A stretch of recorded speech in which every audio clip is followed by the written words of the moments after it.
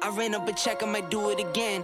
Enemies close, had me thinking they're friends. 10 toes down, I'll be free until the end. Crib outside the city, I don't feel safe in my hands. Took so many years, I'm just waiting for the wins. I'm in debt to no one but the one who took my sins. I do it for real, there's no reason to pretend. If I do it once, I do it again. Add it up, bankroll, euro, peso, add it up. I'm just doing me, everything is on me. Oh, you matter what? Add it up, bankroll, euro, peso, add it up. I'm just doing me, everything is on me. Oh, you matter what? Add it up. Told her if it's all me, everything is on me. Gon' back it up. Matter what? Told ya I'ma do me. Why you hating on me? It's not adding up. I do roll like a Mack truck. Country heart, I might cop a farm and go act up. Lot of scars, I was cold-hearted, now I'm back up. Keep it real, I do this once a month, I don't rap much. I just take the money and go stack up. Only buying car to get tatted up. All that other bull, it don't matter much. You only climb me, I put the ladders up. I ran up. Good evening, YouTube. Welcome back. We are A&M, Almost Mediocre Sports Guys. Anthony, Mike, what's going on, Mike? Not too much, bud. Not too much. How you doing, sir? Good. Long time no see. Sorry, folks. We've been out a couple of weeks, but it's good to be back. Yeah, we didn't get kidnapped or anything, but although I'm sure some people wouldn't mind if we did get kidnapped, but Right, exactly. we're here. I know, for real, right? I mean, Jesus Lord. Sorry, guys. Yeah, like I said, just a lot of different stuff going on. Unfortunately, Mike suffered an ant bite recently, too, that kind of put him out a little bit, too. And I got stuff going on with the kids. You know, it's that season now. School's in. We got parent-teacher conferences. We got, back-to-school stuff going on with these kids and stuff. And Halloween's right around the corner, so we got some Halloween costumes today and things like that. So it's been busy. It's been busy, folks. You know, my daughter's also into volleyball, so we have volleyball tournaments for her and stuff. I got a chance to see the DU women play volleyball, which was actually pretty good. They're not a bad team. Pretty good. I guess they were actually conference champions last year. I seen the banner up. I'm kidding. Yeah. So they're actually pretty decent team. Pretty good for that conference there. But so yeah, so it's been busy. Yeah, I know DU has been always known for their hockey team. A little Yeah. bit their basketball team, and obviously their hockey team. But that's pretty cool. Volleyball, I love volleyball. I haven't played it in years, but I always thought it was one of the best team sports you could ever play. So that's good for the kids to get involved in. But Yeah. No, definitely. So, guys, we're gonna kind of this might be a little bit of a shorter episode. I know a lot of NFL has been going on. We haven't gotten into it with us being off a couple of weeks, but definitely want to get into some picks this week with you guys. Get back into it. We're gonna talk about some of the teams as we get into some of these games that you guys want to hear about. But something that I was gonna bring to attention, which was actually pretty cool, was last week. Unfortunately, you guys didn't get to see it, but Mike actually had a perfect week picking games last week, which was pretty impressive. So congratulations to Mike on that. That's very impressive. yeah, I appreciate that, but folks, as impressive as that may sound, trust me, the number of years it took to accomplish that feat is pretty lengthy. But it was just, it's almost like you would think it would be easy to do, but I mean, at least once in a lifetime. But man, I'll tell you what, folks, it's a little bit harder than it appears. I give credit to those people that that they actually prognosticate games and pick games and all that stuff and do spreads, and I'm sure they accomplish that feat quite often. But well, I'll tell you what, it's hard to do. It won't probably happen again, folks. So I'll just appreciate it. No, for sure. It's great. It's great. I mean, that was a hell of a week. A lot of stuff's been going on in the NFL. Like I said, we'll get into it for sure, guys. But we definitely want to get into the picks so you guys can enjoy those. Obviously, like I said, football has been crazy this year. A lot of different teams that have records that you're surprised to see. Whether it be a bad record, whether it be a mediocre record or a really good record. It's just been real strange. But this week there's a lot of good games that are kind of going to show which teams are kind of leading the pack, right? A big game's kind of like a Lions-Vikings. The Niners-Chiefs play this week. Eagles-Giants. There's some conference games, divisional games.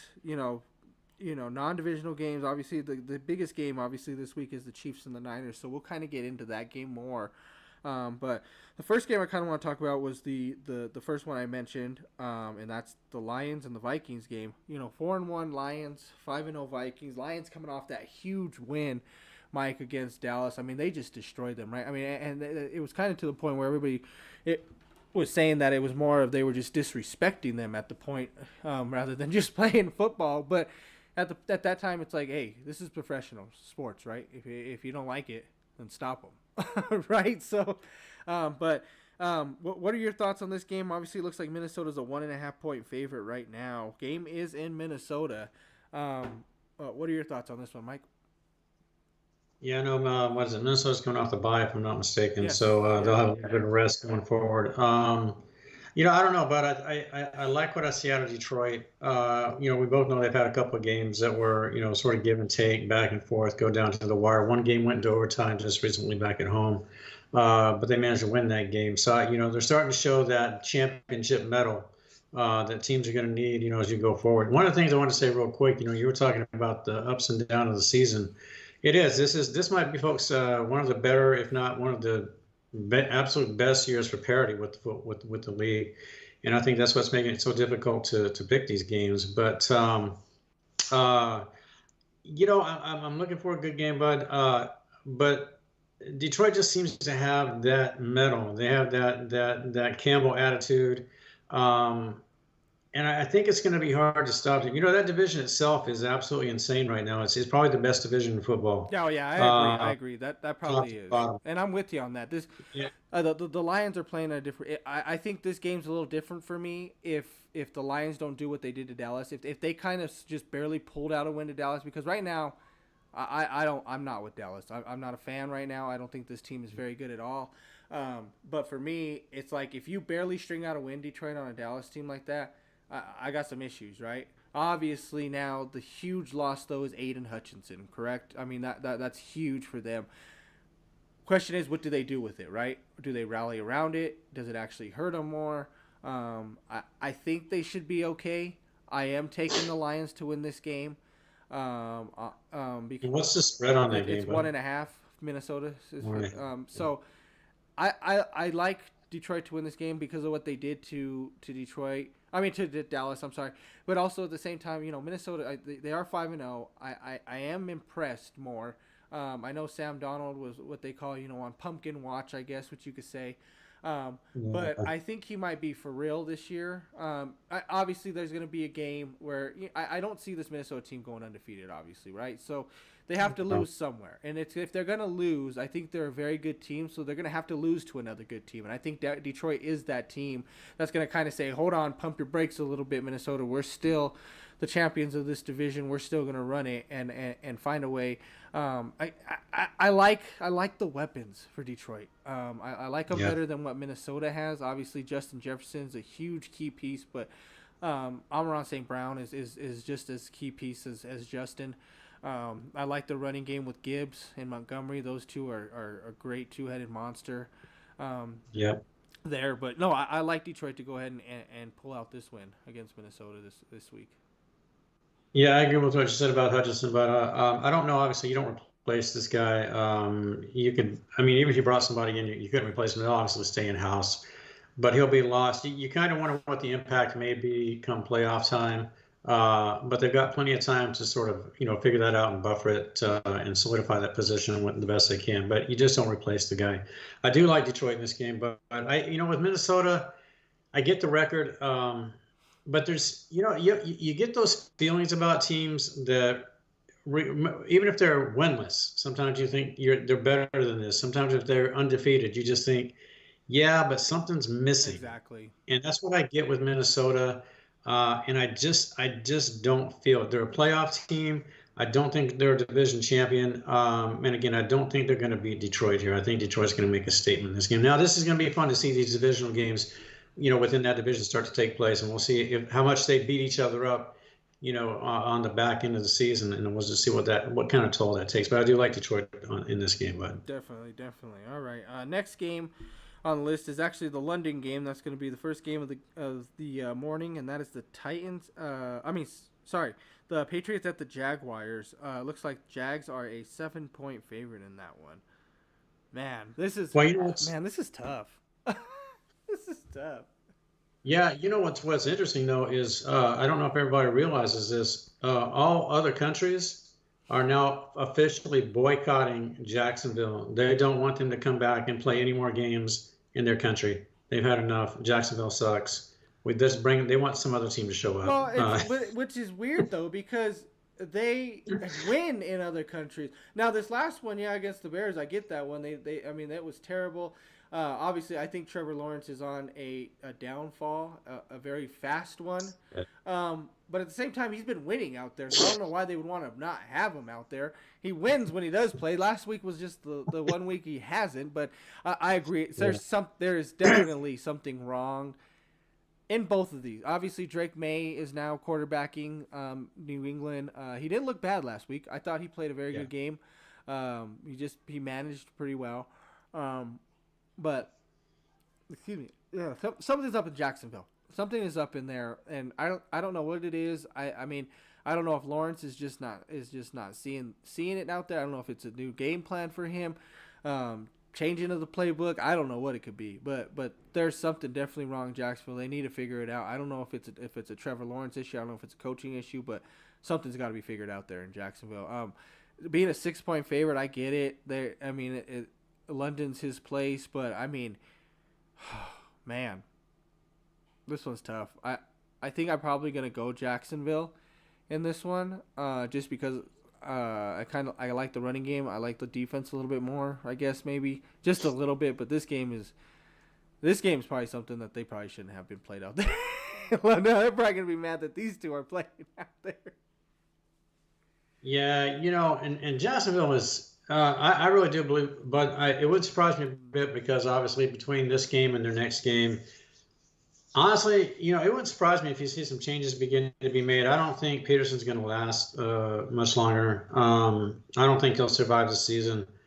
And I just think there's going to have to be some wholesale changes, maybe not during the season, but this is a team that's going to have to reevaluate themselves in the offseason because this is carried over from last season, and it's not getting any better. Like you mentioned, Bud Lawrence, come on. I mean, you're in the league this long now. We're not seeing the progression with this guy that we need to see, especially for that kind of contract. You expect more out of that, and he's just not showing it. I agree. And obviously with the Patriots, it's not that it's the Drake, it's May's era moving forward. And I liked what we saw the first game. Again, game film, we'll change that as we go forward. We'll see how he does with the adjustments. But it's his team, it's his time. I don't like the Patriots to win, obviously. I'm going to take Jacksonville. But surprisingly, I think the Patriots might be able to stay within the spread. They still have a decent defense.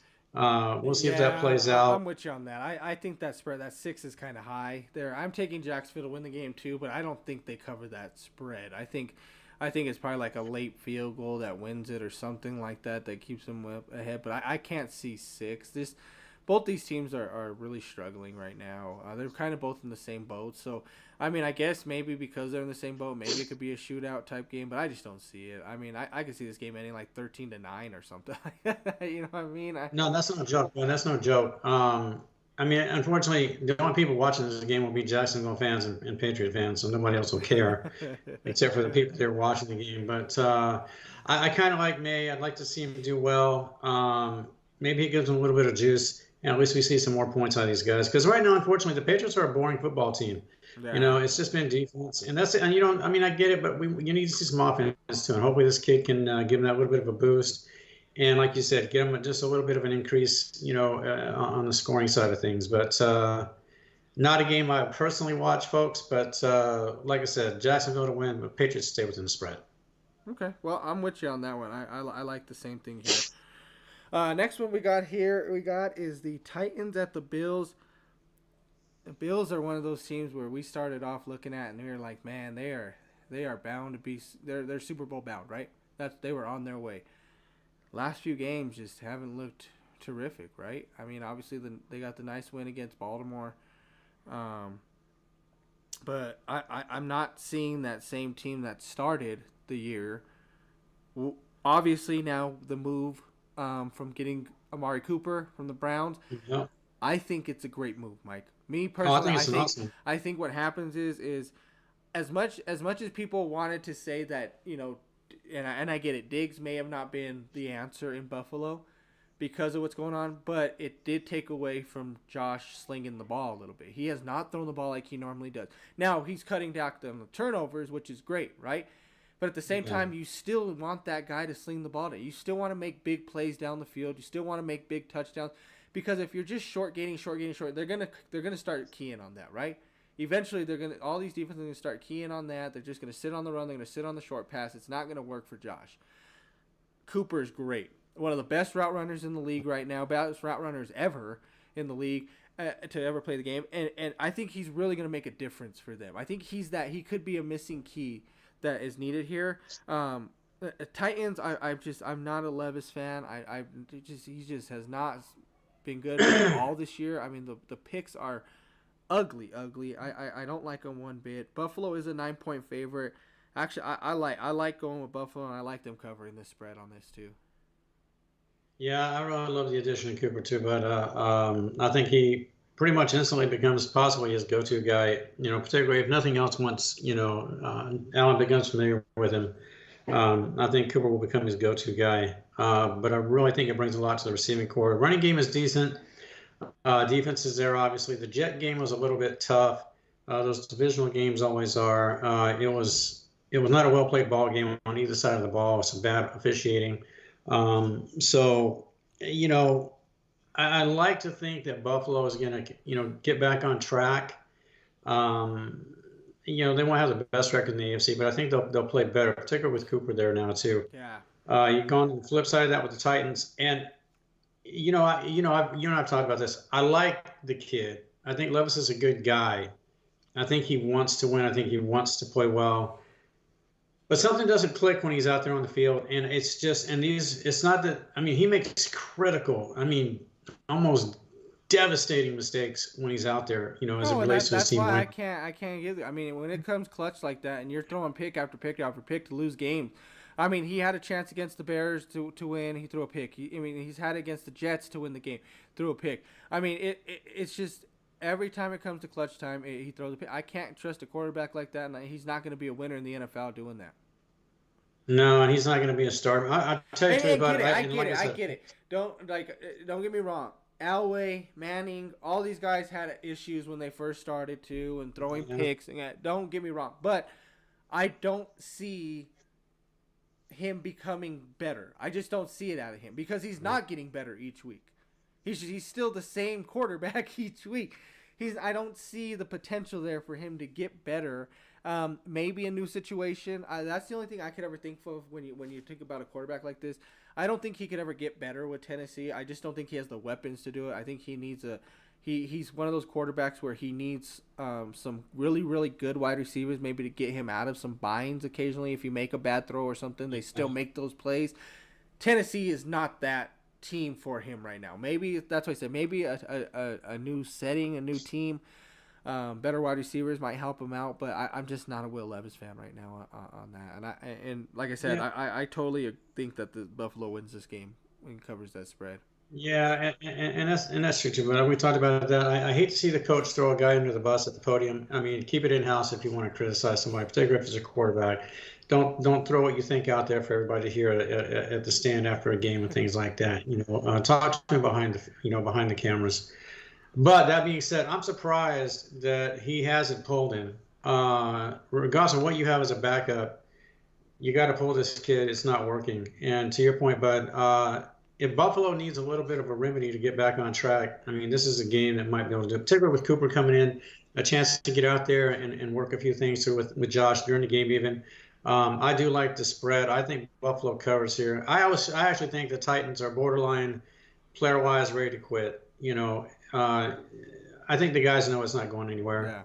Yeah. And as long as he's out there as a QB, I think your team just basically looks at it as, okay, we're just throwing the game away. So why are we going to go out there and try to compete? So I like it, but Buffalo to cover and win. For sure. Next game on the list, we got the Texans at the Packers. Packers are a 2.5-point favorite. This is another one of the big games, Mike. This is a really big game. Obviously, Stroud against Love.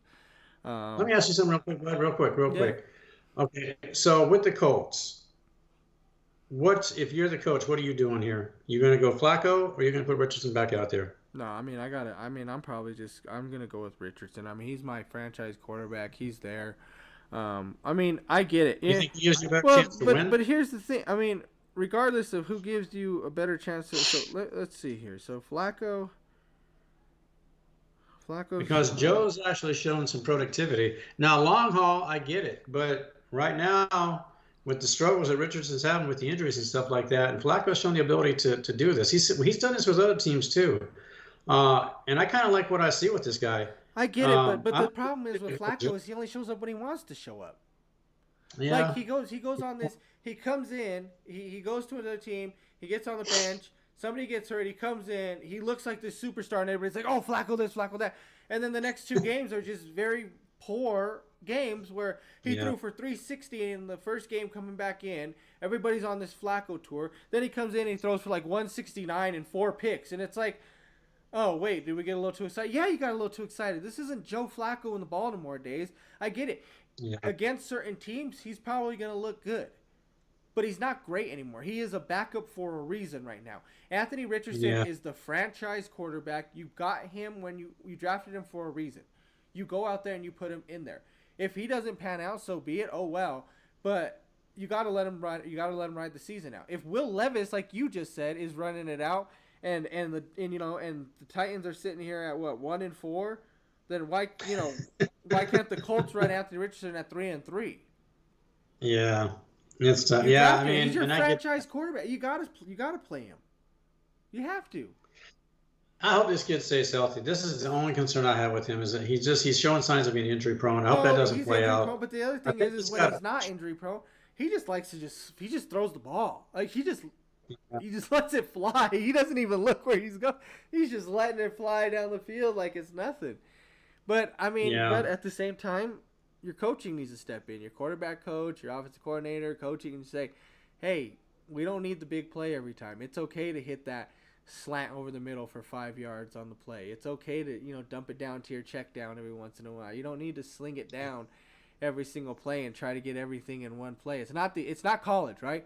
And I think that's what some of these quarterbacks come into the league thinking is, they play some of these terrible teams. When you go into these big name teams, if you're Alabama, Michigan, and Ohio State quarterback, more than half of your games, 3 to 4 of your games are against very bad, poor teams.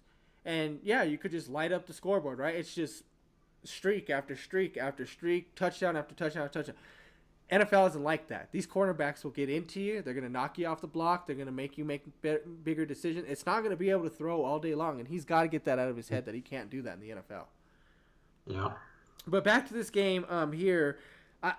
Man, these two teams are playing very, very well. I didn't know for sure what Jordan Love was going to be like coming back from the injury, but he's looked to be doing well.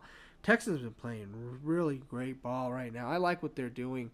I like I said before, I'm on the Texans. I'm on the bandwagon. I'm on the train with them. I'm riding with them. I'm going Texans with this one, for sure. I what was the spread? 2.5 Green Bay.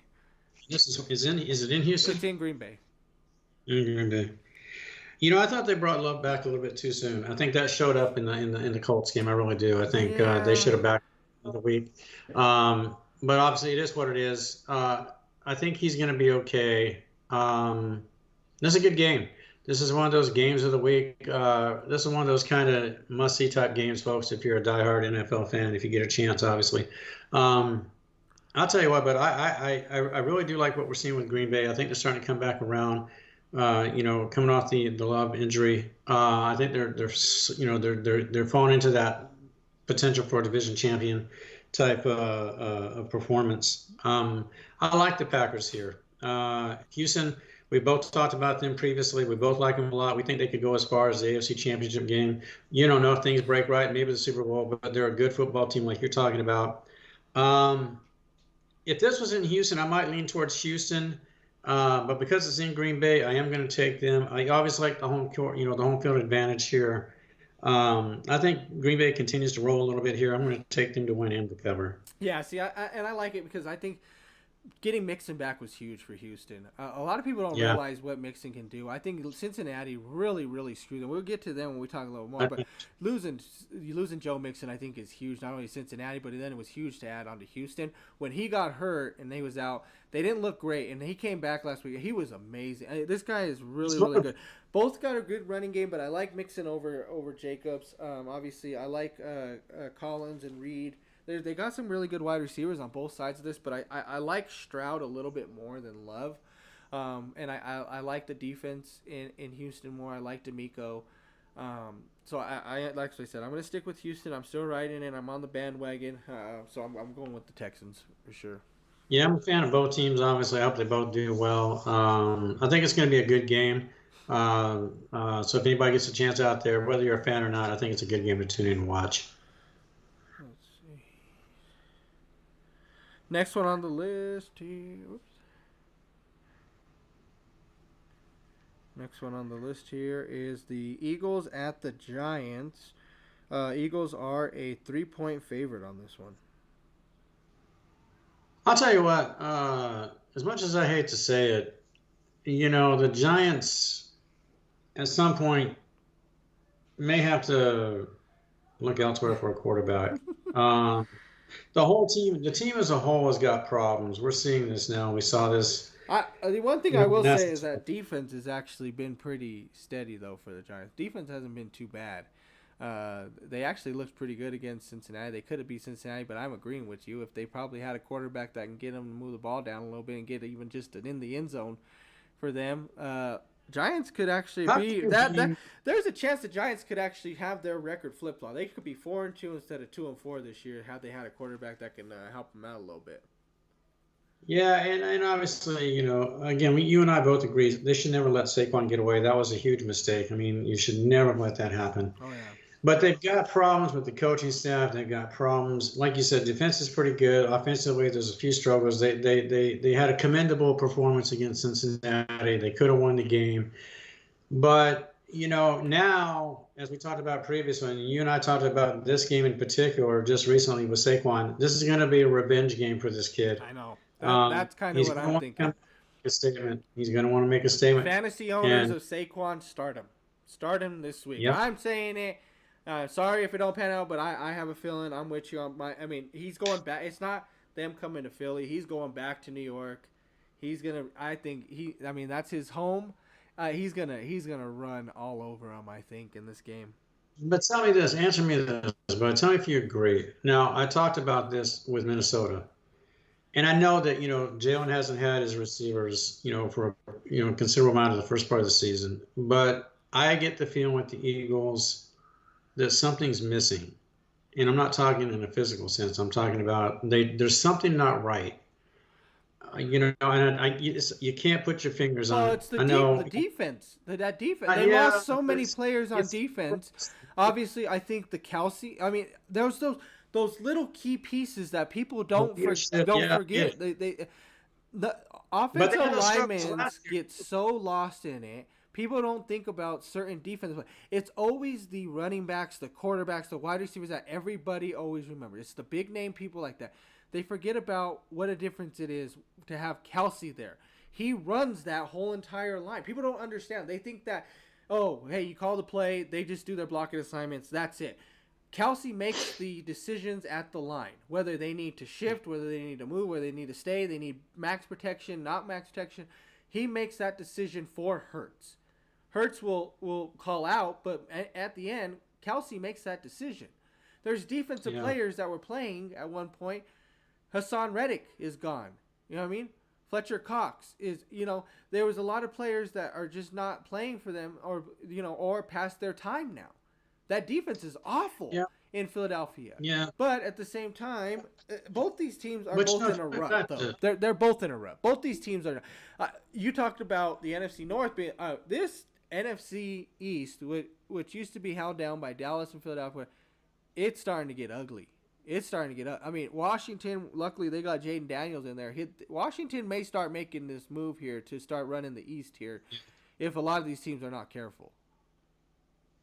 Yeah, and but with the Eagles, real quick, and I agree with you, but about Washington, obviously, we'll talk about that more. But with the Eagles, I look back to last year, and we both know they struggled on the back end of Yeah. last season, and it cost them bad. But there's been a carryover. You lose players, but you had those players last year, and you couldn't find ways to correct it. I think there's a big problem with the coaching No, staff, and I that's agree something I think too. in the season. I The off season's another thing they're going to need to look at with this team because the coaching staff probably needs to be tweaked, if not let Sirianni go because something's not right. I agree. I don't know if he's not communicating with his team, if they've lost the belief in this guy. Something's not right. And so everything just feels off. But and what was the spread in this game again, bud? 3. Yeah, as bad as all that is, and granted, the game is in New York. I still like the Eagles to go up there and at least win by 4 or 5 points. Yeah, I agree. I got Philadelphia winning this one. The Giants are just pretty bad. Yeah, I mean, I think the thing is though is I mean, it's hard. I hate to say this and I hate to put so much hit because then I also got if I'm gonna give Daniel Jones just as much blame, he's got just about the same numbers. If they're about identical as Jalen Hurts. I got to give Jalen just as much as the blame for Philadelphia's problems too. Then if they're gonna have the same, they got yeah, the same numbers pretty much between the two, I believe. If I'm not mistaken, let's see. Hurts 1194, 6 touchdowns, 4 picks. Jones 1343, 6 touchdowns, 4 picks. So Jones is actually thrown for 200 more yards, and they're even 6 touchdowns, 4 picks each. So they're both playing the same game, which is pretty much why they're about the same even. Barkley's just kind of, I think, edged out a little bit more games for Philadelphia. but also, and this goes back to something, and we've talked about this because folks, Anthony's always had a criticism of Jalen, even going back to his college days. He never felt like he was the guy. He was a guy. But Bud was good enough even recently to say, hey, okay, Jalen's played a little bit better. But I kind of wonder, Bud, leaning to your point, is maybe with game film and everything else, and you make adjustments, is it possible we're starting to see that Jalen has reached his maximum, so to speak? I think And so. it lends to your point I agree. that maybe, he's good, he's a guy, he's not the guy. Well, And kind of like you've always talked about. well, like I said, and you go back to it. Jalen came in at the time when they had this all-star team, right? Defense was shut down. They had tremendous players, Pro Bowlers, Hall of Famers on that defensive side. He also got set up with A.J. Brown coming in. They had Devontae Smith. Goddard's a terrific tight end. He had the weapons, right? He also had the defense. So if for some reason he accidentally made a mistake or, he just couldn't move the ball at some point in time, the defense would make up for it. Now he doesn't have that defense to make up for it. He doesn't have Kelsey to make up for the mistakes on the line or anything like that, to call for those extra pass protections that he may not see out there. This is what happens when a guy like Hurts, who couldn't handle it in the SEC and at Alabama, goes to a place like Oklahoma in the Big 12 where they play no defense in the Big 12 at all, and goes and looks way better, and then you go and draft him and realize, well, I might have drafted a dud. Because he doesn't see the protection. He's always just been about his legs. Yes, he does have an arm, but sometimes that arm gets him in trouble. He's been making a lot more mistakes this year. Not a big fan of his. I think it's a lot because he's lost the weapons on defense. The defense isn't there to take care of his mistakes when he's made them. Yeah. Because every time he's made a mistake, other teams have capitalized. Whereas the defense before would probably stop him or get the ball back for him and make up for it. Yeah, and also like you mentioned just a few minutes ago, but we're seeing a decline in the NFC East. You and I talked about this at the start of the season. We did our podcast, and we personally each thought that division could be won. And granted, we didn't know how Washington was going to do. But we thought, looking at Dallas and Philadelphia, that either one of these teams could win a division with 10 wins. Who knows, maybe even 9 wins. I mean, it's that mediocre. And now Washington, maybe that team that could sneak out the 10 wins, the 11 wins, to at least keep it respectable. But aside from Washington, Dallas is a train wreck. Philadelphia just seems off. The Giants are not, they don't matter. So right now, the only saving grace of this division is Washington. So it's pretty bad. Yeah. I don't know. I agree. I mean, I like I said, yeah. we both got the Eagles on this one, covering it. It should be a pretty good division matchup, though. It'll be interesting to see what Saquon. I'm only going to keep an eye just because I want to see what Saquon does against the Giants. Yeah. Sure. Moving on, next one we got here: Seahawks at the Falcons. Falcons are a 3-point spread on this one. I'll tell you what. Sometimes I wonder. I'm never quite sure what Falcon team you're going to get week to week. And they struggled a little bit more against Carolina than I really thought they should have.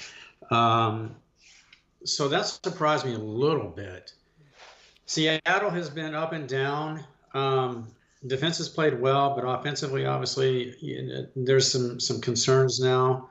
I think obviously at quarterback, we're seeing a little bit of we're seeing some struggles that could be critical as they move forward. But offensively, I'm not quite sure where Seattle's at. And that's a long road trip to make for a football game. Right? And Geno Smith has been an up and down quarterback this year. Geno Smith has looked like he could have been Pro Bowl, even MVP talk caliber. And it's like, then all of a sudden he just looks absolutely terrible. He didn't look great against San Francisco at all. No. I didn't like the way he looked against the Giants at all. And then to lose to the Giants, too, like you said, Seattle's up and down. That defense, man, they need help on that defense. That's what they really need. They need to get Kenneth Walker healthy and back. Not that Charbonnet hasn't filled in decently enough. I mean, he's had a few games filling in, but Kenneth Walker's the main guy in that backfield that runs for them. They need to get him back. But on the flip side, Atlanta's been on that up and down too. They're decent. I think their record shows exactly where they're at. They are a 4-2 team. I think they're good enough to have for the 4 wins, but the 2 losses were 2 losses they deserved. There's a few losses they may have suffered too, but I think Kurt is actually starting to fit in a little bit better with the offense. I think they're finally starting to kind of get in. Obviously, New Orleans taking the big hit to Denver. We didn't talk about that game, but New Orleans getting killed by Denver this past Thursday really helps them out in the division, right? I mean, New Orleans was actually a team they looked like they were on their way too. New Orleans, another team that was just on their way, looking good. Obviously, I know Carr's hurt. But even when Carr was there, they didn't look great. Obviously, they beat Dallas. Everybody's kind of putting them on the up and up, and then they just kind of, fell right there, right? Tampa Bay's the other one in that division that looks good, but I think them in Atlanta, I think that's going to actually be a very, very fun race to see. I think it's going to be cool to see Baker against Kirk to see who takes over that division. Yeah. But for me, I'm going to take Atlanta on this. I do like them to cover that 3-point spread, though. Yeah, and I want to say one thing real quick too about the NFC West, and I want to see if you agree with me. And we know obviously, San Francisco's got some injuries, one major injury with Christian. But do you almost get the feeling right now that this division could wind up being pretty mediocre? Now we know obviously the Rams are beat up. Well, the Niners are beat up, but Seattle hasn't played well. Arizona is an afterthought as far as I'm concerned, but it's making for a very mediocre division. And the San Francisco could win this division with 10 wins. The way it's going right now. And that's funny to think that this division is going to be considered mediocre because this was actually a division I think a lot of people had on the up and up. Is the best. That the Rams are going to be very, very good this year. That the Niners obviously will stay as good as they are. Seattle was going to maybe be that little bit of that last team in where, because not a lot of people thought the South was going to be good. It was going to probably be the one team in the South. So somebody was going to get sneaking in. I don't think a lot of people expected the Bears to be as good as they were. They didn't expect Minnesota to be where they're at now, right? Washington to be where they're at. So the NFC is getting better. For me, I think you're right. I think the division is mediocre because, yes, you say the only team I really give the benefit as far as injuries is the Rams. I mean, they took huge hits. I mean, you're talking Puka and Cup, right? I mean, so that's huge for Stafford. But, yeah, he was still finding ways to try to stay in games at least, right? Make himself, decent. So the only team I really get, San Francisco too. I'm sorry, but you guys have enough. Even with Christian out, I get it, but Mason has been amazing for them. So I'm not going to give them, a pass on the running game because the running game has still been great for them. Purdy still. I mean, I think just San Francisco is just not the same team that we once thought they were. I think the defense is a little bit on the downfall too now. Obviously, Purdy is still playing great. They're just not finishing these games. They're not. I don't. It's like I feel like San Francisco this year, they're just going through the motions. That's the best way to put it. I don't see that attacking. I don't see that extra. Ooh, I just don't see the Mamba. I don't see that Mamba mentality. Right? I guess that's a good way to put it. I just feel like they're just going through the motions, just getting to the game. Like, it's almost like they're just kind of. What's the best way to put? What do we call that? They're what does Pop do during the NBA? Popovich do with what was he doing with Kawhi and all that?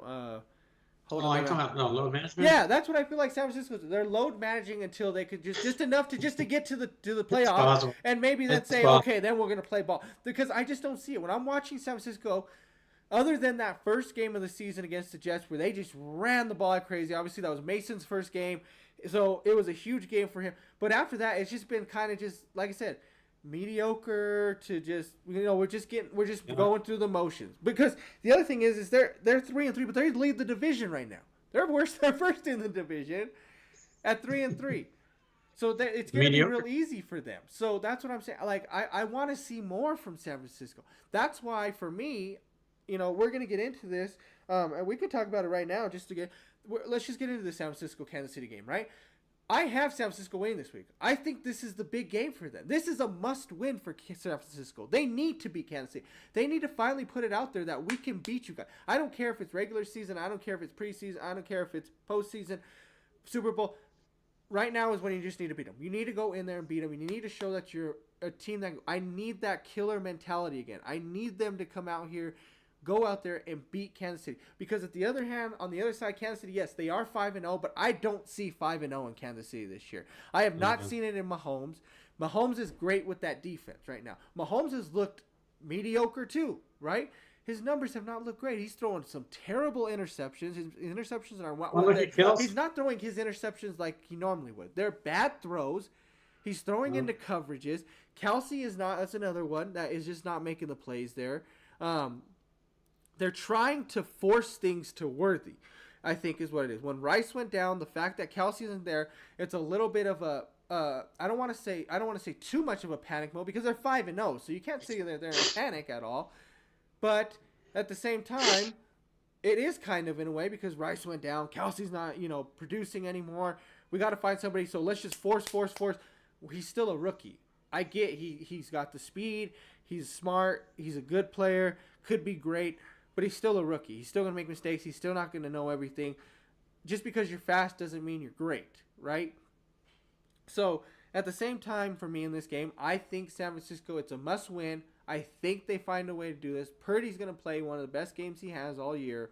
They're going to find a way to win this game because they absolutely have to. And I'm going the same way that I am with Minnesota. Kansas City's not going to go undefeated. This team does not see it. I mean, if Mahomes was on MVP numbers, record-breaking numbers, whatever, fine. I'm going to have to go with it. We'll just keep riding this KC bandwagon. But for me, I don't see that from this team. They're not going to go undefeated. They're going to have to lose a game one way or another. And I think this is one of those games, too, where you're going to see them go down. But I do have them. I don't know what the – let's see. Do you know – let me see what the spread is on this game. San Francisco is a 2-point favorite, obviously being at home. I can see it. I mean, I can see it coming down to just a winning field goal to win this game if need be. So I can see I got San Francisco winning. I'm going to take them to cover it too. Yeah, I'm going to drop back real quick because I didn't give you my pick on the Saints game, on the New Orleans game. I am going to take the Falcons to win and cover against Seattle. I also want to make one other thing I want to say real quick about the NFC West. And even though the game was played. Or not, well, not the NFC West per se, but you brought up New Orleans for a second. And that game with Denver, I saw a New Orleans team quit. They didn't look good at all. And I understand, I get it. They've got a lot of injuries too, but I watched the defense basically quit in that game Thursday night. And that was disappointing for me. I don't think, Denver's shown improvement. We get it. Nick's looked okay. I think he had a $170 something throwing, that type of thing. Nothing to blow anybody away, but you see degrees of improvement with him. But I watched the New Orleans team. To me, gaping holes on defense. I mean, Denver's got a good 1-2-3 punch at the running game, but they were gaping holes in this defense, and to me, it looked like they quit. Oh, I agree. I agree with you. I watched that game that. too, and I do agree with you on that. I didn't see a team that was wanting to be out there, that was willing to. Obviously, like I said, it felt like it was a revenge game for Sean. He went out there and he did everything he was supposed to. They ran the ball like crazy. Denver looked great on the ground. Bo Nix looked good throwing the ball. He had a few. Off the chart. He did have a few throws that had me concerned, missing some wide open wide receivers, just not getting the enough under it. Yeah. But that's all that's going to come to him, right? He's still learning. I thought the run game was great. The defense was outstanding for Denver. Well, considering that they didn't have Surtain out there, I thought they played terrific. They tons of pressure on Spencer Rattler. And don't get me wrong, I think Spencer Rattler could actually, watching him last night, I think he could be a decent quarterback in this league. I think he could be somebody that can take over that New Orleans team. They got to get some help on that offensive line, though. I don't know, like you said, unless for some reason they did quit. So be it, but I hope not. But at the same time, they got to make some moves. There's some work that's got to go. Yeah, and so that was my point. But back to what you were talking about with the Falcons and Tampa Bay, because of what I saw from New Orleans Thursday night, that's now a 2-team race. Even if they get their quarterback back, I don't think it matters now. It's just a 2-team race between Tampa and Atlanta for the division. Yeah. So we'll see how it plays out. Now transitioning back to the 49er Kansas City game. You and I texted about this. I think your dad might have been a part of that text too. I sometimes I still wonder with Kyle, why do you struggle so much to protect leads? We've seen this throughout his career, as an offensive coordinator transitioning to a head coach, and we've seen this play out again and again and again, in varying degrees. Games that are somewhat important, games that are really important, Super Bowls that matter, and you can't seem to find a way to lock down and get the win. And it seems to still be ongoing. We've seen this year. So I really begin to work. Kyle's a great coach, and I wish Denver had grabbed him when he was available. So it's not a hit on Kyle. I just think there's something there that he needs to work on, and I wonder at what point does that no longer become an issue. But with Kansas City, even with the injuries, it amazes me. And obviously, you credit Reed with with some of the success in Spagnuolo on the defensive side of it. They simply find ways to win. They find ways to attack your weaknesses and take advantage of them. San Francisco's got some problems right now. I know the game's in San Francisco. I keep going back to I'm talking about this. To be the man, you got to beat the man. To be the team, you got to beat the team. And I'm going to have to run with Kansas City here and they're not going to go undefeated, but you're 1,000% correct. We both know that. Minnesota's not going to go undefeated, San Francisco, or Kansas City's not going to go undefeated. And it could be this game. But until somebody to be the team, you got to beat the team. I'm not convinced San Francisco's the team. So I'm going to roll with Kansas City here to win this game. I mean, it's a broken record anymore. I think almost 95% of the planet hopes Kansas City loses week in, week out. But I gotta see it before I can. Oh, it should be a good game for sure. That's one thing. I think so too. It should be definitely a good game. I don't see either team blowing one out. I wouldn't think so at all. I think we're in. But for also, definitely. Quick, I mean, to your point. I mean, don't you think Kelsey's? Granted, he's getting up there in age, but don't you feel like there's something off with this guy? And it's not Taylor Swift. It's something. I don't know if it's age. I don't know if it's because Mahomes is off. I don't know if Andy's trying to redirect some of the offense to get these other guys involved. It's kind of like I said. Travis once like Rice went down, it's like this play calling went differently, where everything's forced to Worthy. So the thing is with his speed, they use all these formations, these. You're talking about reverses and option plays and this and that. Where that's not where Kelsey succeeds in, right? He's got to make the big plays. He's got to make the out patterns. He's not into this whole option, moving the ball around, and that's what this NFL's kind of turned into more now, right? It's going into like the college game where it's a lot of option plays, a lot of these reverse plays, and a lot of motions nowadays. I mean, everybody's in motion nowadays. Where I think it's a little bit different for Kelsey, where he's just not getting the open plays because they're just kind of forcing things to Worthy to make. I think the game plan centers more around Worthy than it does Kelsey, and it is. It maybe has to do with it's just age, you know. It does have to probably do with that. Maybe. Yeah, it very well could be, but who knows? Maybe this is the game this is the week he shines and maybe wins the game for them. Who knows? But like I said, it should be a really good game. But I'm gonna go with San Francisco. I think because also on top of that, like I said, it's a must win for San Francisco for sure. At that for this one. Sounds good, bud. Next one we got going on, we got the Bengals and the Browns. Bengals are a 5.5 point favorite on this one. Is this in Cleveland, bud? Or It's in it doesn't matter. It's in Cleveland. This I'm just gonna say, and we've talked about this, folks, and I continue to beat this into the ground that Cleveland is a train wreck. From top, and when I say top, I'm talking about ownership to the very bottom. If you want to be if the bottom of that is just your third and fourth assistant head coaches, this team is a train wreck. And now you've got a quarterback that you're committed to until whenever, because his contract is irrevocable. You can't trade him. The only thing you could do is bench this dude, and you're sitting on $200+ million, $270 million for the rest of your franchise's time with this kid. And it's going nowhere, and you have absolutely crippled yourself. You're going nowhere now, and this kid sucks. Deshaun Watson is awful. He doesn't care. The video that you and I watched of him walking off the field during the Washington game was abysmal. I mean, that's just pathetic. Well, it's like I told you too. I'm playing this guy, and like you said, it's because he does suck. But I'm playing him because you get your money's worth, and hey, I'm getting my first round picks. I'm getting my number one overalls because he's so bad that I'm going to get number one overall picks. So as long as he's there, so I'm going to start building around him. I'll get my quarterback that's going to come in and take over. I'm going to go get some linemen. I'm going to go and get a pass rusher. I'm going to go get all this stuff to rebuild this team because you're so bad that you're going to make us bad every year. And then when you're finally your contract's done, I'm going to tell you to kick rocks. And now I'm going to have this team built in. So thank you for giving me my number ones. It sucks that we're still bad in Cleveland. But, hey, Cleveland, in my opinion, hold off about another 4 years. And I think you guys are maybe going to make a turn. Now, is that true? Maybe, maybe not. I don't know. But you're totally right with the Deshaun thing. This guy should not be playing football, for one. He also shouldn't even be with the Browns. Terrible mistake that they made having this guy in. I mean, like I said, just play him, get your number one picks. But the other flip side of this is the Bengals. The Bengals really are that bad too. I think I brought this up to you. We're talking about the Giants game, and I'm sitting here thinking, we were talking about this game, folks, because Mike, like we said last week, Mike had a perfect week, right?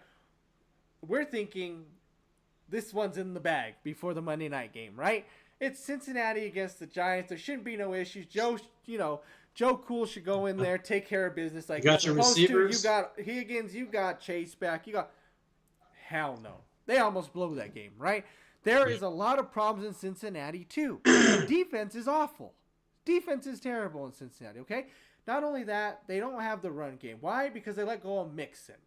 Okay. But you decide to keep Chase, Higgins, that these guys are supposed to be, you're supposed to have an outstanding throwing game, but yet you barely put up, 13 points against the Giants? Is that what it was? What did they put up? 19? Whatever it was? I don't know what it was. Terrible. They're 2-4.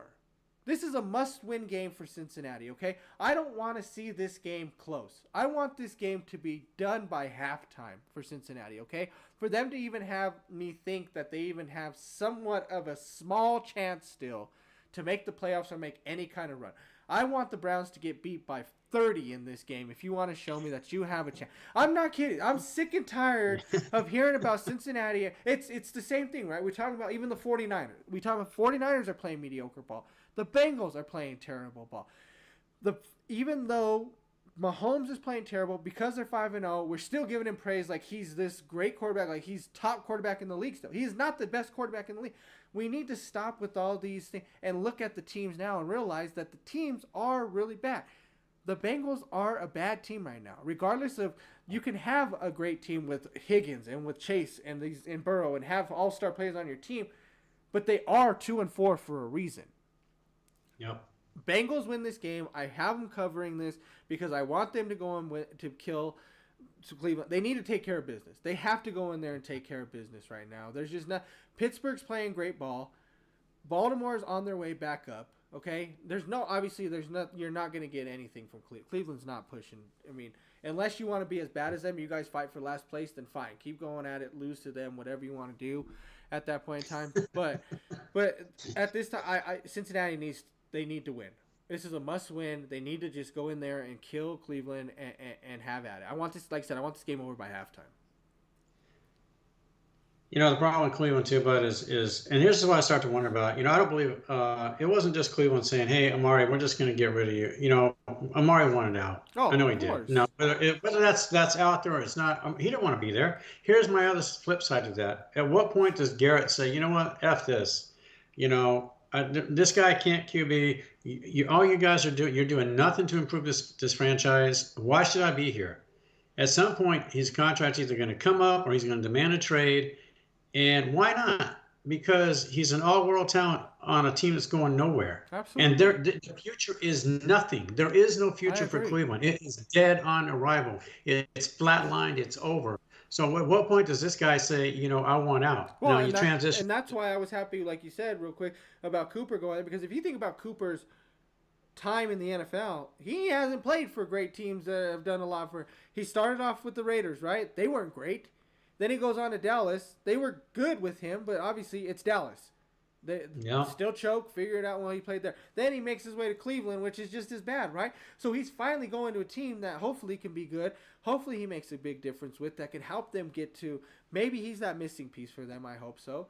But same thing with Garrett, right? Garrett has been loyal to Cleveland. There's a lot of players that have been loyal to Cleveland. Why? I don't know. But Myles Garrett and Joe Thomas are the two that have really, jumped out to you as being loyal, sticking around with the team when they probably shouldn't have. But there's a lot of players that do that, right? Calvin Johnson, Barry Sanders, players like those, they stick around with teams that are very bad just because they say, hey, that's who I got drafted by, that's who I played with. I mean, that's just who I am. I could see Garrett wanting to stick around with Cleveland. I could see him being that, but at the same time, I would not be mad at him if he wanted to leave. I understand that. Yep. Why would you want to stick around with the decisions that have been made with that team, with how bad the quarterback play has been there? I mean, they have key pieces in that thing. The only thing they just can't get right is the quarterback. They have Nick Chubb, they've had Cooper, they have Jerry Jeudy now. They've had really good wide receivers. They've had Njoku. They've had decent tight ends. The defense has been stellar the past 3 to 4 years, but it's quarterback play. Always making the bad decisions there. And now they're looking at, Tampa Bay with Baker and wondering, should we have just stuck around and waited to see what Baker could have did? Because now you wonder, what could Baker have done with this team here in Cleveland with what he's doing now out there in Tampa? Baker will never be the best quarterback in the league, but he is a leader. Yeah. His teammates respond to him. He is a leader. We saw it in Cleveland. You're seeing it with Tampa Bay. The guy's a leader. And you blew him off because he was asking for more money, and yet you thought giving it to this massage table, was the best route to go. And that's pathetic. And now you see what you get for it. Yeah.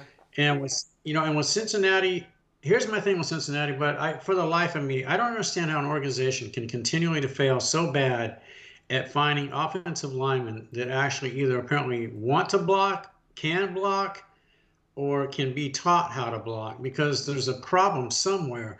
And this is where I feel bad for Joe, because your career is going to be cut short in part because you've never had any offensive lineman that could block for you consistently. You're sacked 700 times a season. You're injured now quite a bit, and it just continues to add up. And whereas when he first came to the league and he went to the Super Bowl, and you and I talked about that, a Super Joe, Bad Boy Joe, and all that stuff, and the sky's the limit.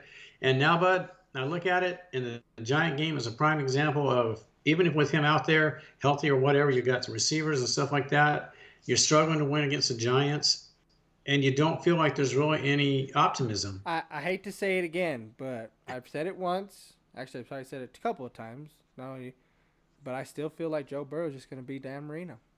He's going to light it up, right? He's going to put up the numbers. He's got good wide receivers.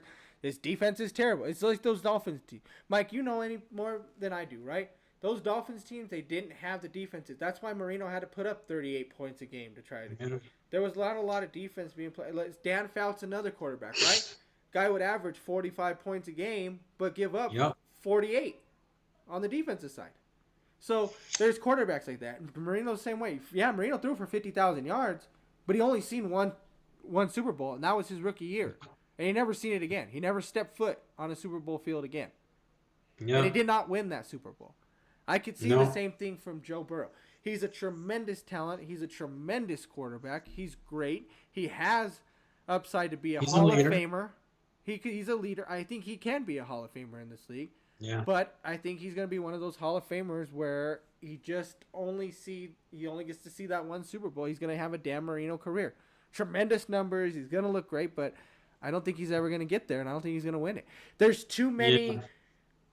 He came in at a time where there's just too many great quarterbacks, and now there's even better there's even quarterbacks coming. They're even getting better now, right? Caleb has now shown he's better. Jaden has now shown obviously that he's good. Caleb Stroud is good. On top of the Mahomes, the Allens, Herbert's even. I'll put Herbert in there. That's crazy.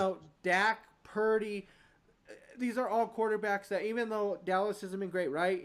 But if you put Dak in other places, he probably could be good too, right? I mean, these are quarterbacks that are really good, and you're talking about a lot of them. The AFC are, you got Lamar, you got Josh, Tua if he's healthy, he's another one that you have to worry about, right? On top of that, so then you got Stroud. You have if Richardson pans out, on top of that.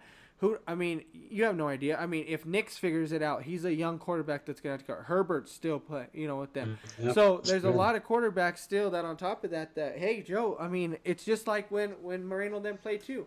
A lot of AFC quarterbacks that were really, really good at the time, right? Because you had Elway, you had Cali, you had Marino, you had Fouts, things like that. So, there was a lot of quarterbacks at that point in time too. So it's just one of those things where I just don't feel like Joe Burrow's ever going to get there unless for one, there's one or two things. Cincinnati has to figure it out. They need to get the defense better. They need to get the offensive line better for him.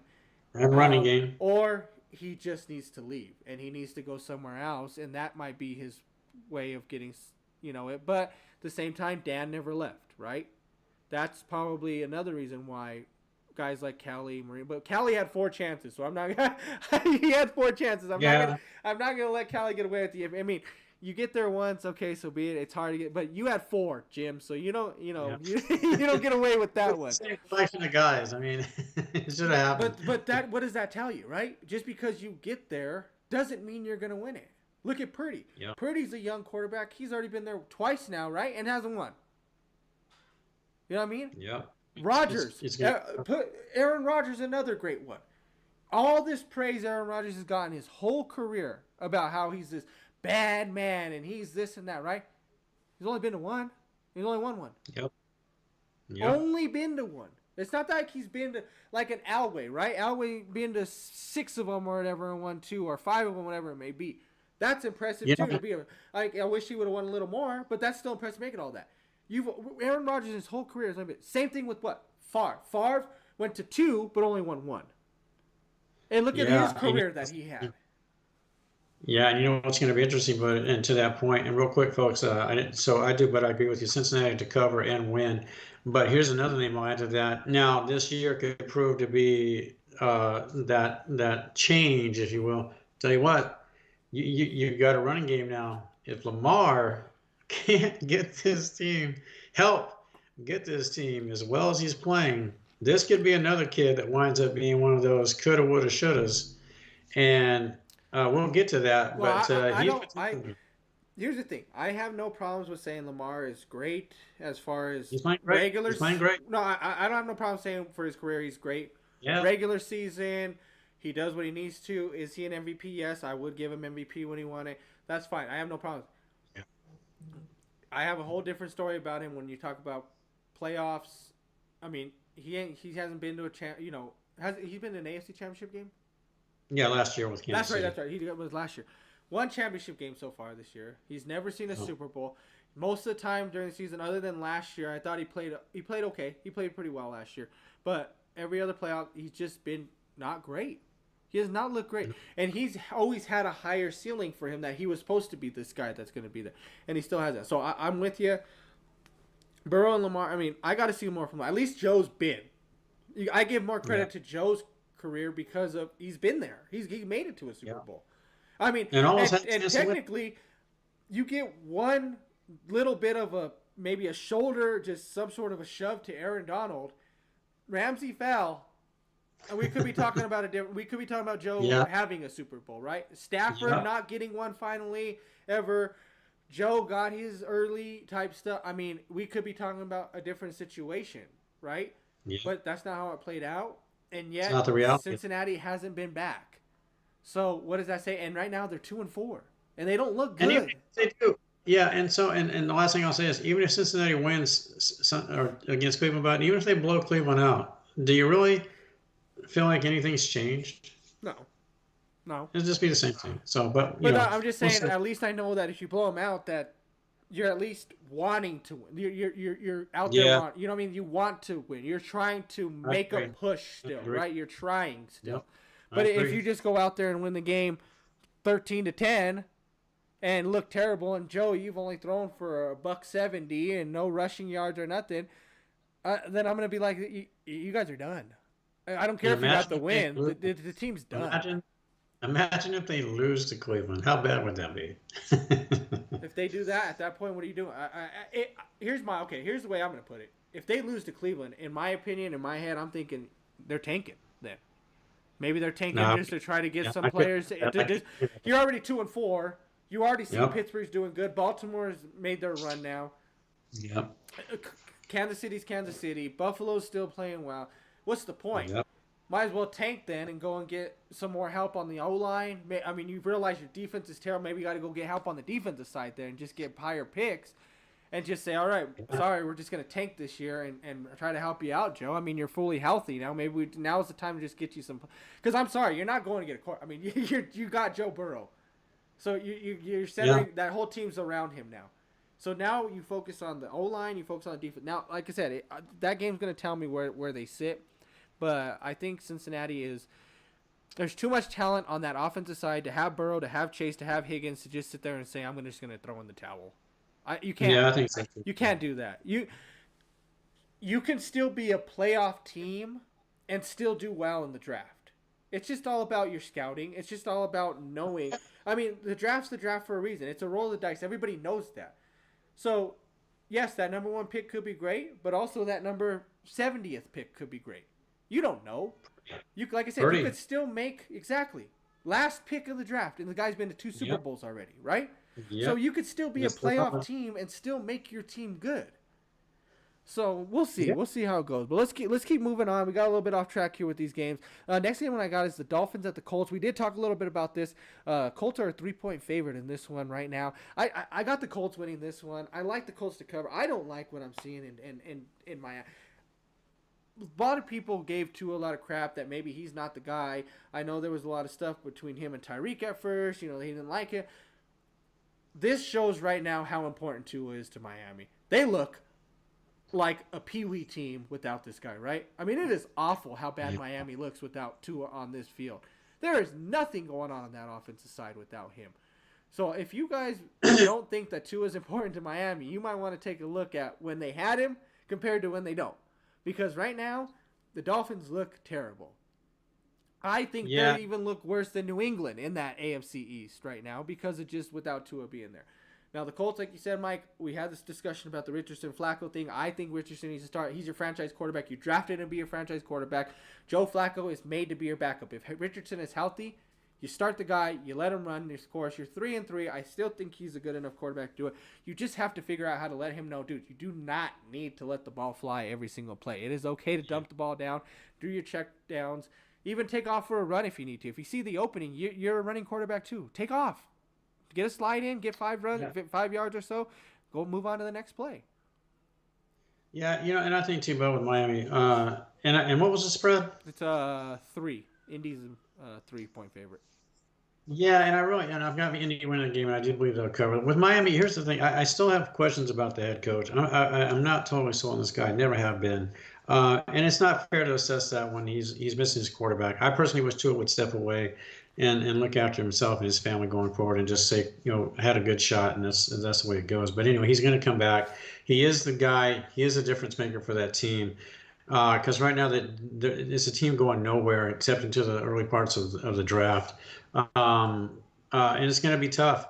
But with the Colts, and back we talked about this at the beginning, and I told you might want to go with Flacco. But to your point, maybe Miami's a good game to put Richardson back out there. Yeah.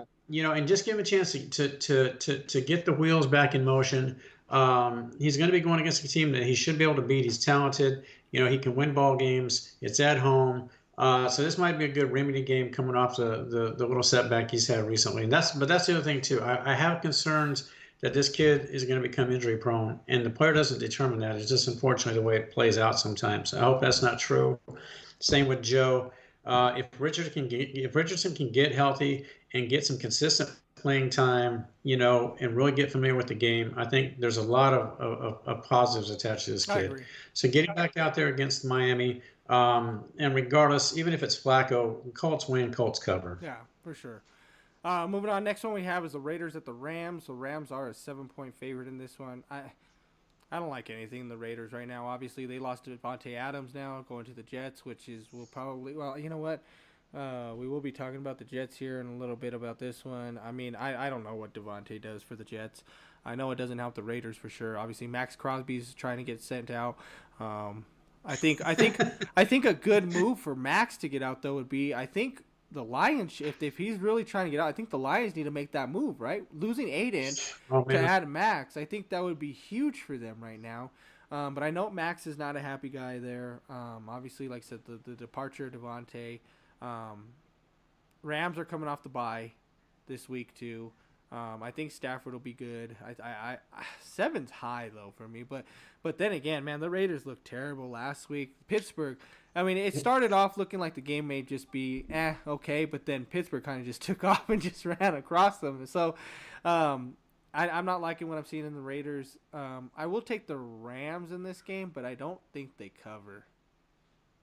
Yeah, I'm going to agree with you on that, but I'll say this though. I think, and you mentioned this earlier with Stafford, and the Rams have continued to try to. They've been competitive. They have tried their absolute best to win football games, and that's a credit to Sean too as a head coach. That you're trying to win these ball games, but the injuries are just too much to overcome. Crosby's the kind of guy, Bud, and tell me if I'm wrong here. Don't you think, regardless, if the guy came to you and said, "Hey, I want out," would you really want to argue that? Because look at the guy. He balls out game in, game out. Doesn't matter if you're in first place or last place. He's out there. He's maximum effort. Let's try to win. I'm going to do the best I can. That's the guy you want. But the flip side of that is if he comes to you and says, "Hey, man, I get it, but I'd kind of like to see what I can do with the back end of my career because I'd like to try to compete for something. So, I'd kind of like to be, put someplace where I have that opportunity." If I'm the owner, I'd say, "Hey, you know what, dude? Let's work with you here. I'm gonna put you out there and let's put you with a team that gives you a shot to win." No.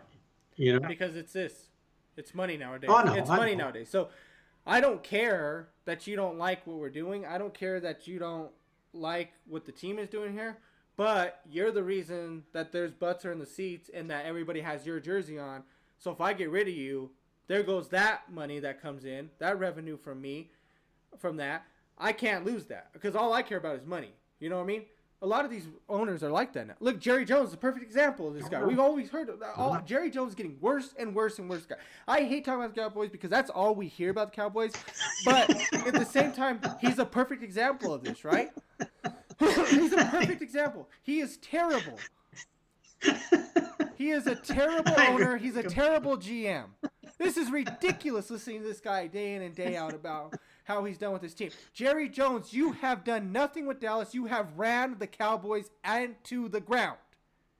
You have ran the Cowboys into the ground. He continues to. It is so bad listening to this guy every single day about what he's going to do, what he's going to. Oh, I'm not going to get rid of this core. You need to do something, but the first thing you need to do, Jerry, is you need to go sit your butt back up into that suite. Yeah. Let whatever personnel down there, get yourself a GM that knows what they're doing. Leave your coaches alone. Let the GMs handle that. You sit in that damn suite and just sit there and watch the games. I am so Yeah. sick and tired of listening to Jerry Jones and all this. I'm sorry, Cowboys fans, but until that guy is gone, your team will never, ever see anything again. They are on their way, and they are plummeting fast. That team is ridiculous. I don't like I said, I don't want to get into too much, but that running game is ridiculous. Why would you go after Zeke again? I just talked about Joe Mixon being out there. When you had you could have went after a lot. Henry was out there. Mixon was out there to go out. There's been plenty. You could have drafted running backs to come into this league, right? Instead, you went after Zeke again. What did he show you in New England that made you want to bring him back? He came on the cheap, but that's the whole point with Jerry. It's on the cheap, and that's just why he's so reluctant to dole out contracts. But when he does, he gives them ridiculous amounts of money. Now you have no financial ability to bring in anybody else, or at least so you say. You could have brought Henry in, but you chose not to because of whatever the reasons were. The bottom line with Jerry, and this is this is all I'll say about Jerry. A prime example where this guy is at mentally is what he did when he was asked about the game, the last loss. With people that he works with within this little radio program of his, and getting upset with them because they called him out for how the team played. And now last I heard he was contemplating firing these guys. And this is the team you put together for your little radio show or whatever you do down there. It's just a power trip with him. It's all ego. It's not about winning anymore, Dallas Cowboy fans. And I know some of you know this, but that's the bottom line. Like Anthony said, there is no Super Bowls in your future. Well, There's not. He's a as long journalist. as that man remains in charge, it's not going to happen. He's a journalist. It's just His job is to ask questions. What did you expect, Jerry? Everybody's supposed to just bow down to you because you're Jerry Jones, owner of the Dallas Cowboys? No, they're going to ask you, Jerry Jones. These guys that you put in there, whether you like it or not, they're also Cowboys fans. That's why you put them there, because they love the Cowboys. They're getting disgruntled with you because of what you're doing with the team. Now they're finally, instead of saying, Jerry, we've had your back for years and years and years. We haven't seen a Super Bowl since '90, Jerry. So we're kind of getting a little frustrated now. So I'm going to ask the questions that need to be asked, and you need to be honest with these people instead of just getting... That shows right there that he knows that this team's on the fall. When he got defensive like that, he should have realized it. That's when everybody should... Everybody knows now. Dallas is on the downfall. Like I said, I'm sorry. We don't want to get into too much Dallas. They're not even playing this week. Sorry, guys, get into that. But I'm so sick of Jerry Jones. I'm so sick of listening to this garbage that he puts out. It is trash. It is absolute trash listening to Jerry Jones every single year. I am so sick and tired of hearing it.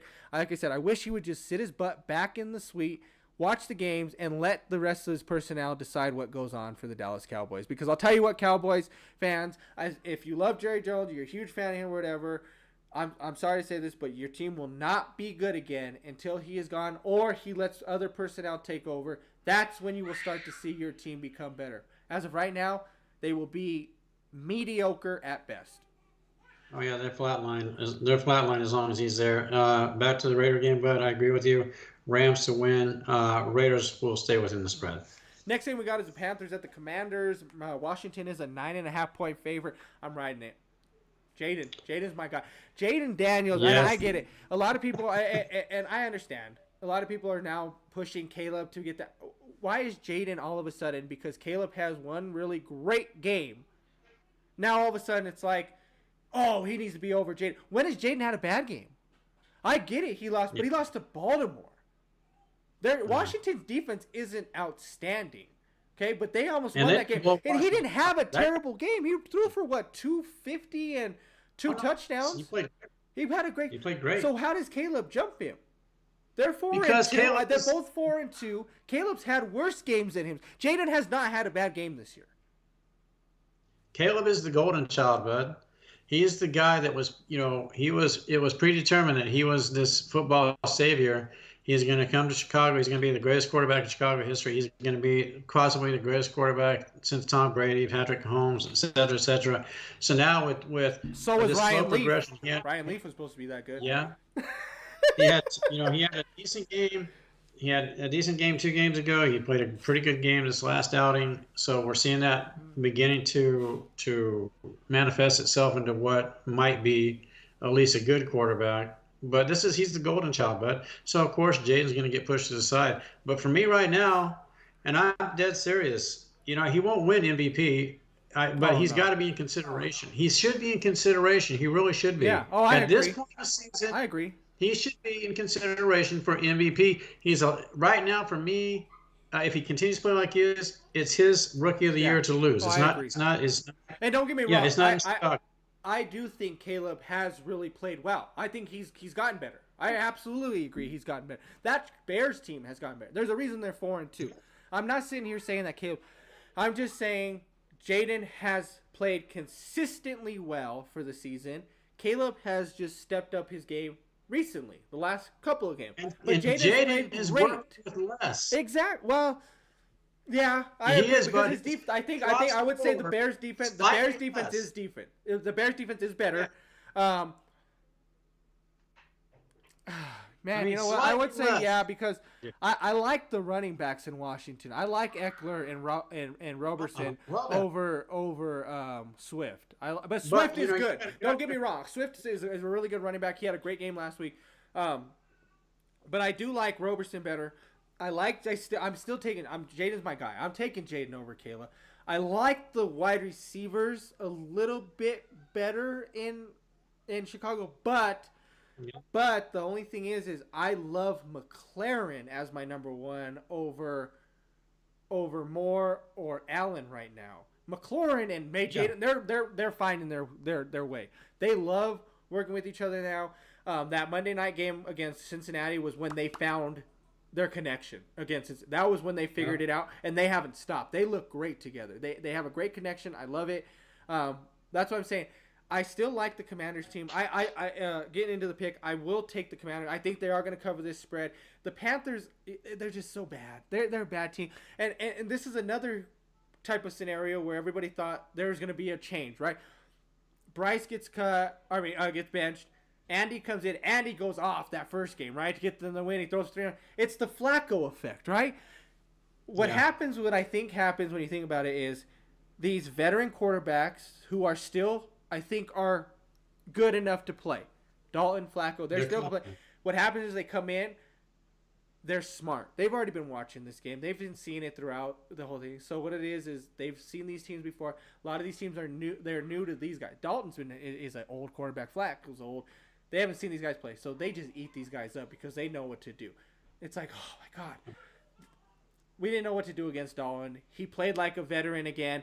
But it's like, okay, the next guys are like, oh, we got film again on you. We're going to watch it. That's exactly it. And what happened the next week? Dalton didn't look great. That's why they're 1-5. It's the Flacco and Dalton effect.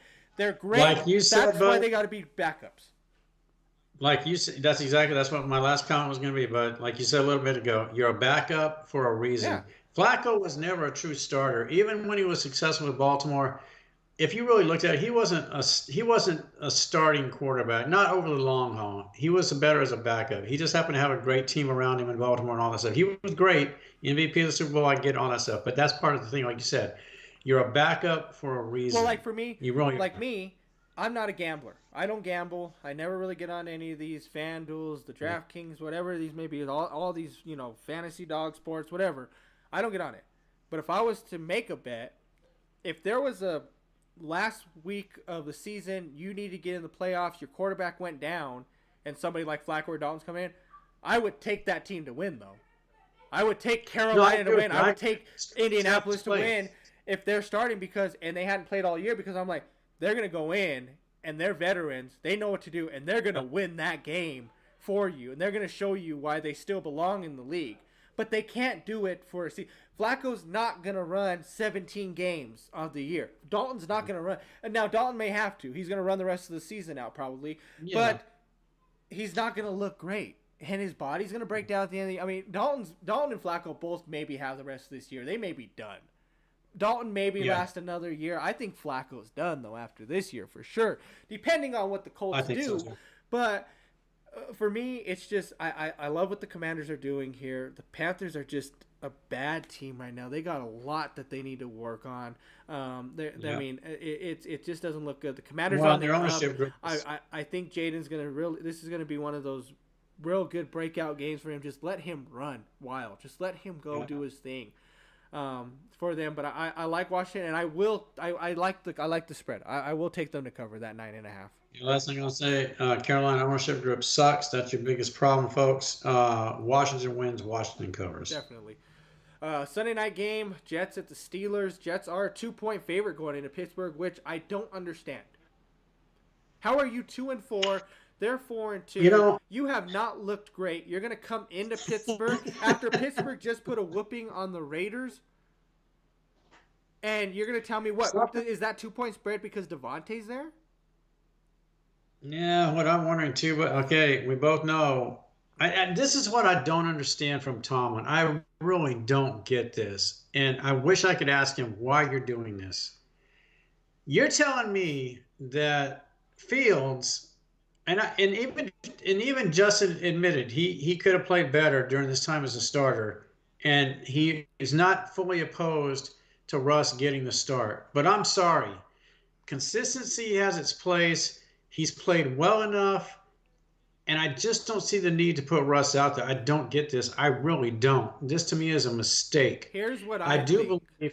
believe. Well, go ahead and finish. No, I'm just going to say, but I'm not sold on Russ. You and I have talked about this even going back to Denver. I kind of think he's checked out.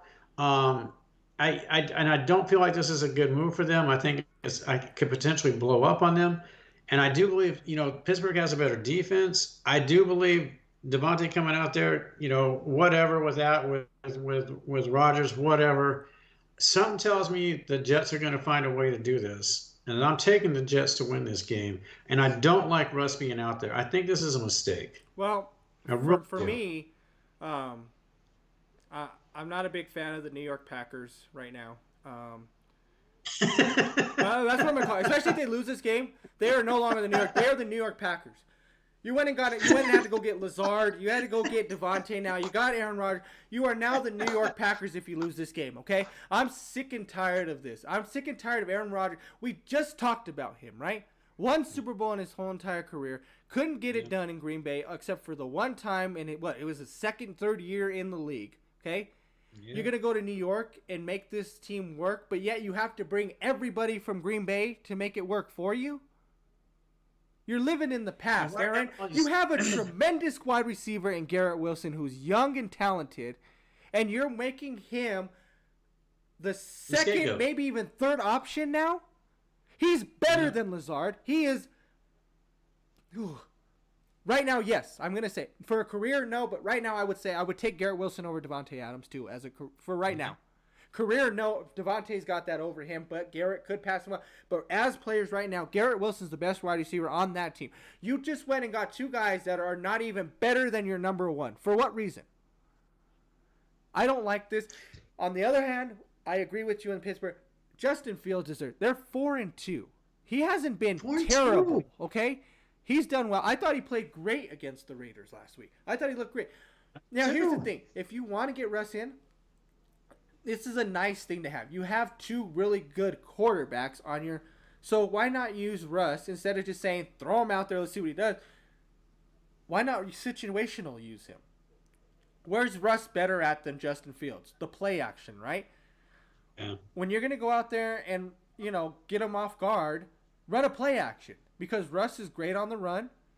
If he needs to, he could take off. If not, he's gonna throw a dart, right? Situational things to keep him going. Put them both out there at the same time and let the defense figure it out. I think Tomlin's smart. He'll figure it out. But I think Justin deserves to keep playing. He's 4-2. I mean, they're at the top of the division with Baltimore. They're playing great ball. The defense is outstanding right now. That's what's keeping them in at the beginning of the year, but the offense is coming back on. I like what Pittsburgh is doing here. I do like what they're doing. So don't screw up what's working, Tomlin. He's a smart coach, but that's the other thing. He's a very, very smart coach, so I hate to sit there and say if he puts in Russ that it's not a right decision, right? Because Tomlin's always showed us he's made decisions.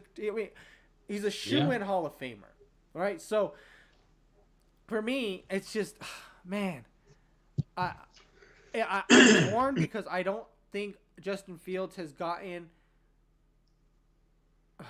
I think he's gotten the shit end of the stick, I guess I should say, for his career being drafted by Chicago not giving him the chance to succeed, just dumped him for Caleb. Now he goes to Pittsburgh, where then he now has to fight for a spot against Russell Wilson, but he's playing great ball. He's got you at 4-2, top of the division with Baltimore, and now you're going to probably lose that spot to Russ, which he hasn't done anything all year. He didn't have a great year last year. He hasn't shown signs that he's that guy in Seattle again. Why does Justin not get his chance to keep doing what he's doing when he's got your team in a good situation? But like I said, at the same time, I don't want to take away from Tomlin being the coach that he is. And how do you know where this ankle is at anyway? I mean, I know this is Tomlin's guy. He brought Russ in for this specific, so it's his guy. He wanted him out there. I understand that. So, but I don't understand. I'm disappointed in the move. And the last thing I'll say about the Jets is, this is everything we've always talked about with Rodgers. It's not even about being a team guy. It's about Rodgers wanting to make all the decisions. And he can say all he wants, and the ownership group can say all they want, but I know those coaching decisions were made from Rodgers. I guarantee you they were. I agree. Boot aside the OC, get a coach. And so Aaron Rodgers is out there coaching this team. This is what's going on. I guarantee you he's the one with heavy input as to what they do. Devontae Adams was Rodgers' call. Yeah. That was his call. Absolutely. Everything that's coming off the Jets is Aaron Rodgers. It's Aaron Rodgers. It's absolutely pathetic. And they're not going to win. And they're not going back to this. This is not going to work. It was never going to work. Rodgers is going to finish. I got Pittsburgh winning the game. I'm taking Pittsburgh. I'm going with Pittsburgh this week. And I hope the New York Packers, I hope they fall the rest of the year too. I hope they do. I don't want to see them win. I don't want to see them move on from here. And that's not to say I hate it, because I am a Devontae Adams fan. I did love him in Green Bay. I hated that he went to the Raiders. I get that. I was kind of hoping maybe he'd make that trip to like New Orleans or something, hook up with Carr again, but that didn't happen. So I'm not a fan of this. I hope that this doesn't work for them, and I wouldn't mind seeing a New York team fall flat again too. We could watch the Giants and the Packers go down. Monday night, here we go. We got Ravens at Bucks. This is a huge game right here. Ravens at Bucks. This should be nice. But Baltimore is a 3.5-point favorite going into Tampa Bay. Is this disrespectful to Tampa Bay? No, but it's not. I mean, I like Tampa Bay. They're doing some good things. But my goodness, we're looking at a freaking juggernaut with this Ravens team. And I know they have their moments where they give up leads and stuff like that. But when this team is on, this is a steamroller. And right now, I'm not sure Kansas City, if whatever you think about Kansas City, if the Ravens may be the best team in football right now. They might be. Well, this is a tough game. Lamar and Derek both have the number 1 and number 2 average yards per carry. I think Lamar's at like 5 point something, and Lamar's 4.9 or something like that per carry. So they both lead the league in average yards per carry. That's crazy. I'm still reminded of a Tampa Bay team that got lit up by Denver at home. I don't understand that to this point in the season. I don't understand how that happened. How many it shouldn't teams have are happened. losing to bad teams that you didn't think of, right? No, I know, but it's a parity league. It's a parity league. I get it. But I would have expected a little bit more. The Raiders. Yeah, I mean, it's crazy. It is crazy, and I get your point. But I really do think the Ravens are playing some crazy football right now, and I just think right now this guy could finish with 2,000 yards rushing. It could happen. I don't think it's going to happen, but boy, I tell you what, this dude is ridiculous. He doesn't really seem to slow down, does he? He doesn't. I mean, well, he's crazy. Here's my say, and you guys may come to surprise. I know it's going to surprise Mike, and it's going to surprise a lot of viewers if they know me. I think this game is about even. I think the Bucks and the Ravens are even teams.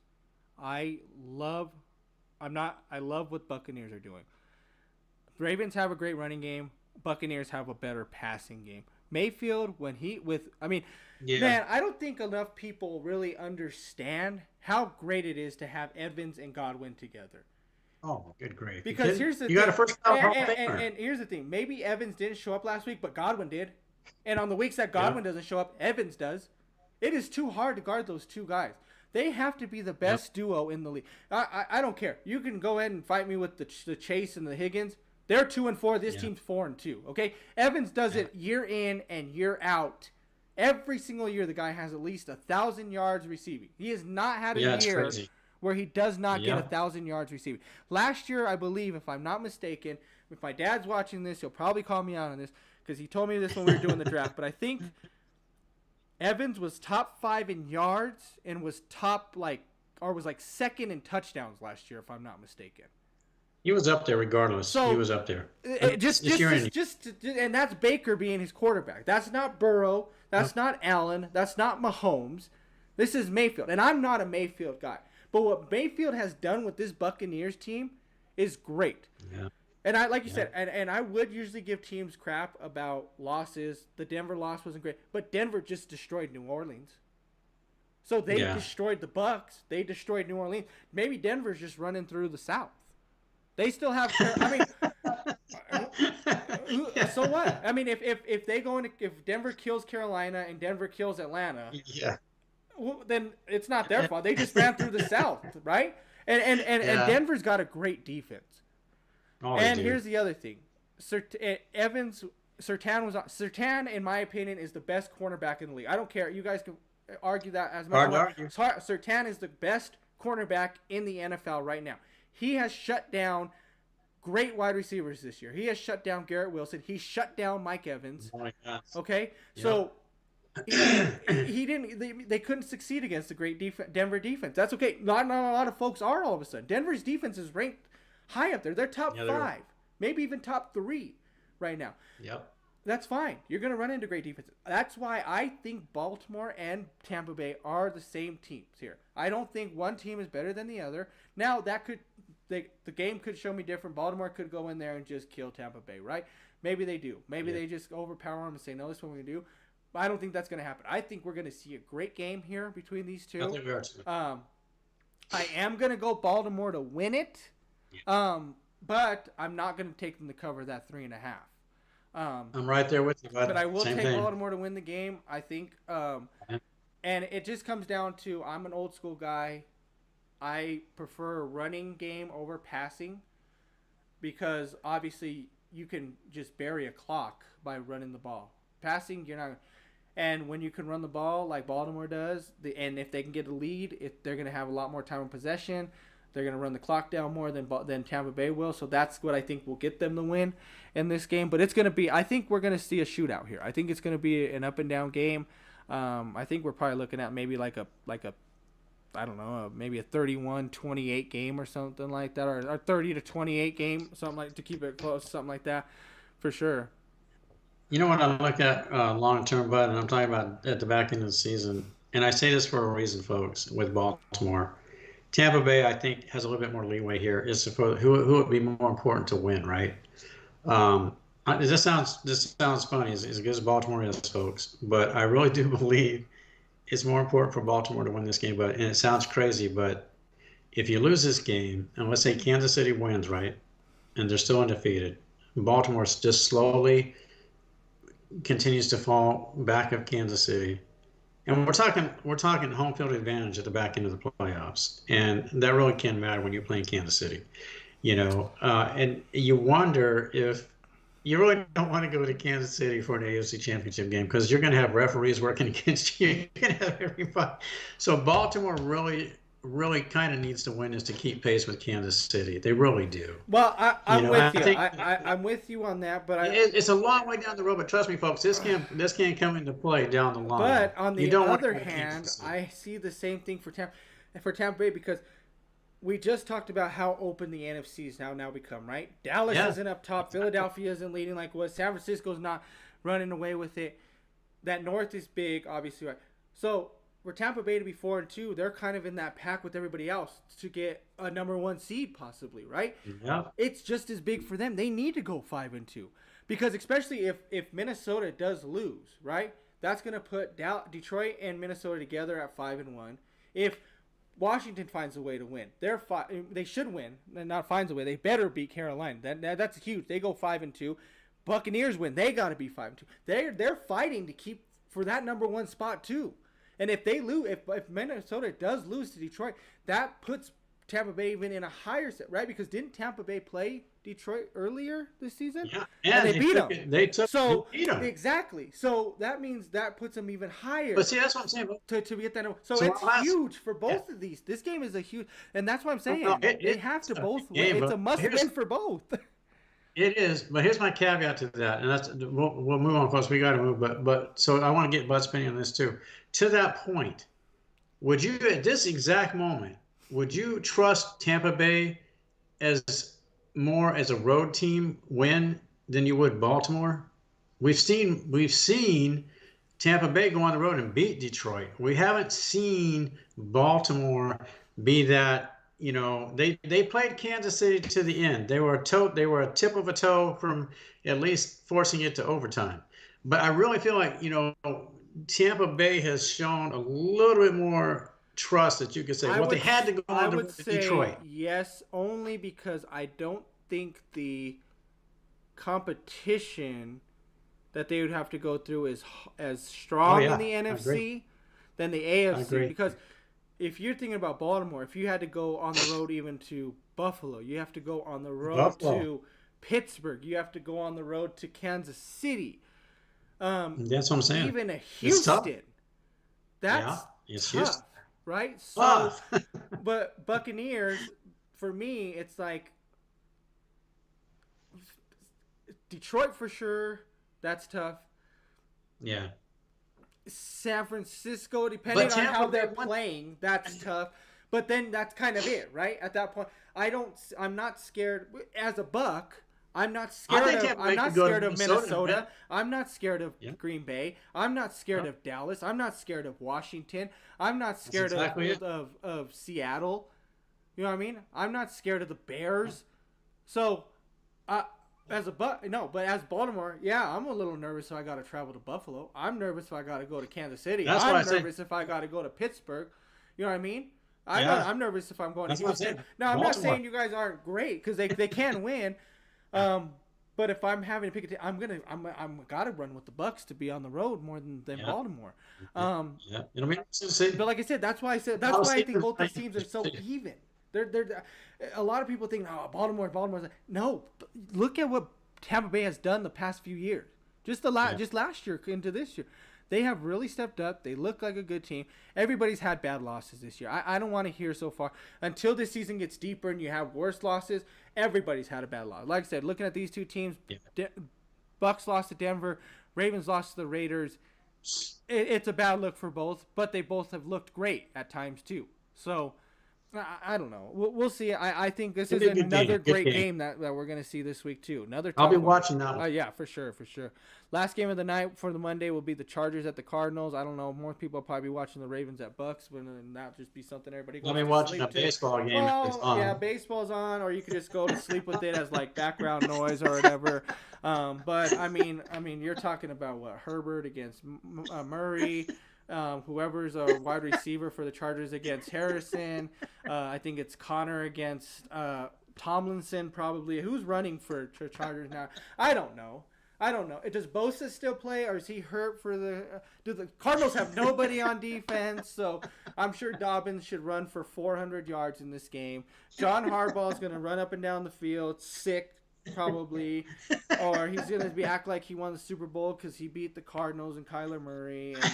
And it'll just be something that nobody cares because everybody's TVs will be off anyway, so nobody will watch. But for me, I have the Chargers winning this game. They are a 1.5 point favorite in this one, but I have them winning. I get it. We've seen sparks from Arizona, but that's all we've seen. That's all we've ever seen from Murray. It's just sparks here and there. Yeah. You're 2-4. Yes, you looked good against San Francisco. Yes, you've had a couple of wins that looked nice, but then at the same time, you've looked terrible. Last week was awful. What were you saying, Mike? At one point in the game, Murray, like in the second quarter, he had like 9 yards or something, or was it early in the game? 9 yards. 9 yards passing, and it's abysmal, And this will stun you. I worry sometimes with Herbert because I watched the Denver game and I see some physical issues there that he's dealing with, and sometimes I wonder about where he's at with all that. He's got a lot of issues. Yeah, and I know, and Anthony's never been a big Herbert fan, and he's got justifiable reasons for it. But he's just never been sold on Justin or on Herbert, and it kind of plays itself out because he hasn't met expectations, so to speak. So Bud's entirely correct. I kind of wonder about this being a road game for the Chargers. I know they've got the running game, but for some, again, I go off of feelings sometimes with these things, and a lot of times they're wrong, folks. But regardless of Murray's failures, I think the team itself, maybe the defense comes up with a touchdown or something like that. I don't know what it'd be. Maybe there's a special teams play. I don't think it's Murray winning the game per se. I think it's a defensive effort, and Murray does just enough to avoid being completely incompetent. That maybe I have the Cardinals winning this game. What was the spread, Bud? 1.5 for the Chargers. Yeah, and only because of 1.5 spread. I mean, if it was 3, I probably wouldn't take the Cardinals to cover the spread, but because of 1.5, I think they will. Something doesn't feel right with the Chargers. We'll see. They have the potential to be a playoff team. The Denver win was an impressive win, but I'm not quite sure where the Chargers are at yet. They can't win every game for the season running the ball. It just doesn't work that way. You don't win every game running the ball, and it's going to catch up with you. I totally agree with you that you can't win running it all year long the way that they are running it, but they will win this game running it because it's the Cardinals. Hey, and I fully say, but that's the only reason why I'm picking them to win this game. They're going to run on them. I don't see this Cardinal. I mean, I wouldn't be surprised if you look at the box score and they rush for 400 yards in this game. I mean, that's all they do, really, is they run. And I'm with you. I mean, I'm not a Herbert fan. I never have been a Herbert fan. I haven't seen anything from him. He has not shown me anything. Yeah. You know what I mean? And they're stuck on this guy, and I don't understand why. He just nothing. I've seen nothing out of Herbert this year. Past years, I've seen nothing from him. For what he was supposed to be, the ceiling that he's had for his career, where they made him, he's not in that. They put him in those tiers when he came out that he was going to be the Mahomes, the Allens, the Burrows. Yeah. He has not been any of those guys at all. Not even close to any of those guys. I mean, he's just, to me, if I'm thinking about Herbert, he's in that tier of probably the new guys that are coming in, the Knickses and the Knicks and who I mean, I don't even know, maybe Levis and them too. I mean, I'm not a fan. I don't think what has he shown that he. Yeah, I mean, that's fine. You can hand off a ball to the guys and let them run all day. That's fine. But you ain't done nothing in the playoffs. You haven't shown me anything. I mean, he had that a terrible loss, 2 years ago to Jacksonville in that playoff game where they were down by 20-something points. They were up by 20 and they lost it. Yeah, and the coach sucked, and that was part of the problem too.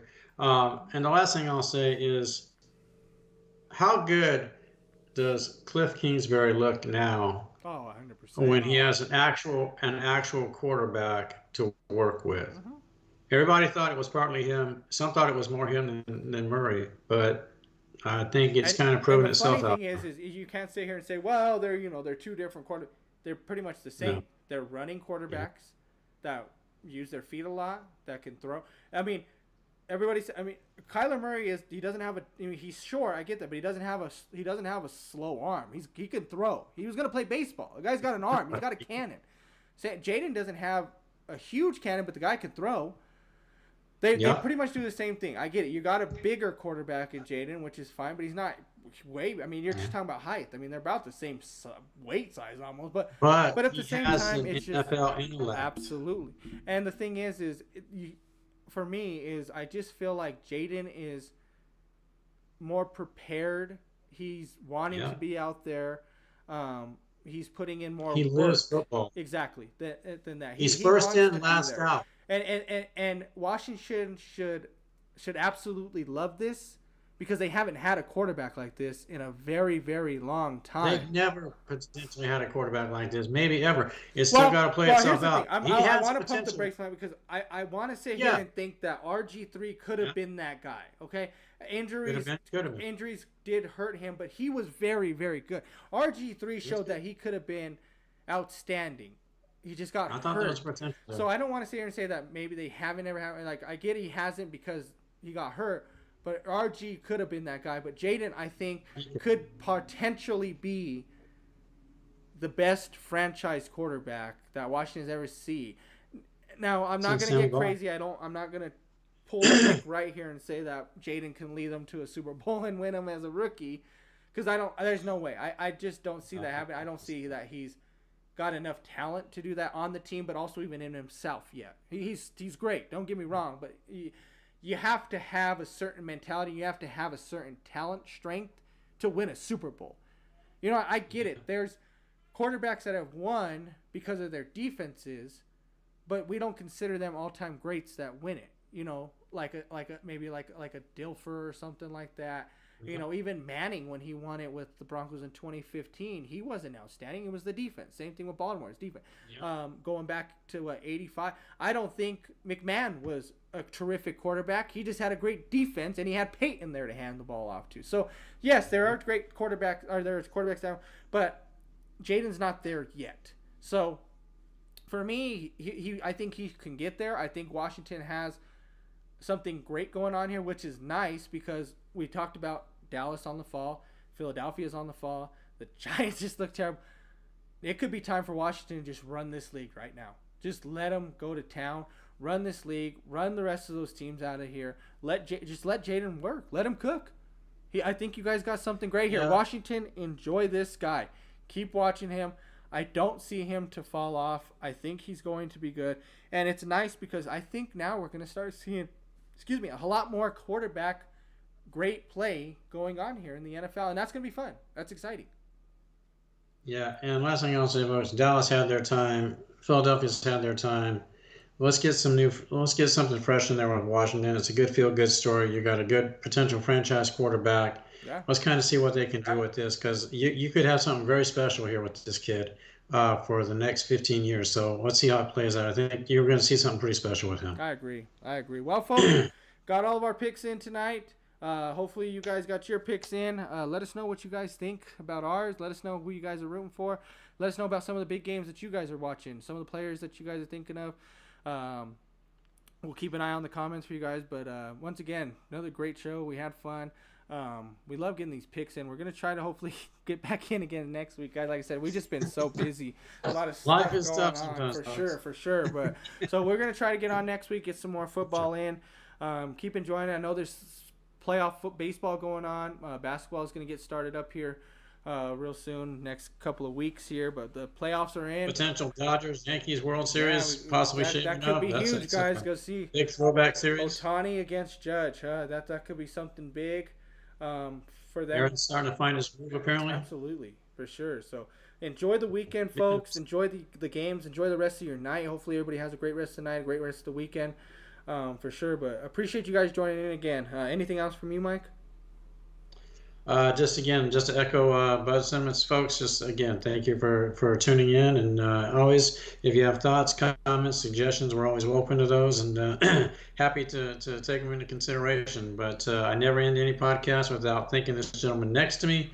What you see, what you hear, everything is a result of this man's genius and his brilliance.